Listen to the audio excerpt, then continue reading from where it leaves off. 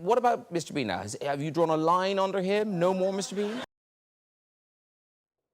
I doubt that he will reappear, but you know, you must never say never again. A film, as Jeff mentioned, that I was in. So you must never say never. But you know, there does come a point when you feel as though you've done most of what you want to do with him. And it was such a huge hit at the time, and we felt that any sitcom we did would be unfavourably compared to Fawlty Towers, whatever we did, and most things are. Indeed, The Blackadder, I'm sure, is unfavourably compared to Fawlty Towers even now. But anyway, we thought we'd reduce the chances of that by at least taking it completely out of the 20th century, which was the century we were in at the time, and set it back. More of that Oxford education coming back. You're dealing with the creme de la creme here. Do you remember what you did?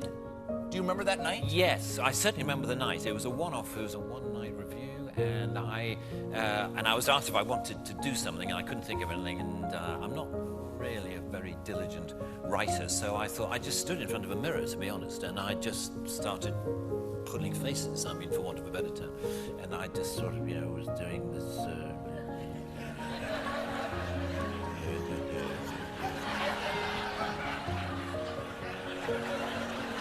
And then there was this idea of having a card. It hadn't got anything that I could...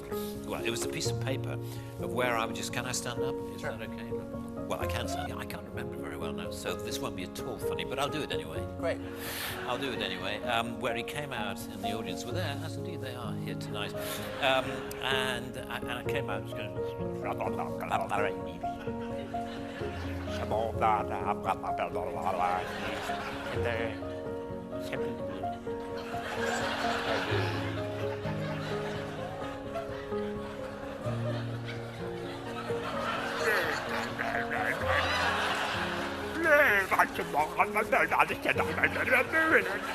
Anyway, it was something like that. It was...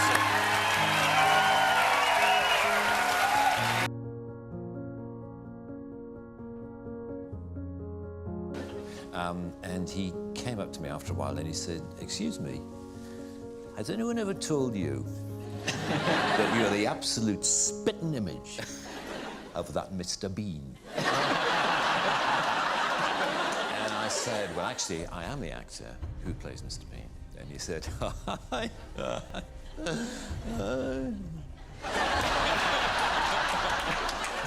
"I bet you wish you were."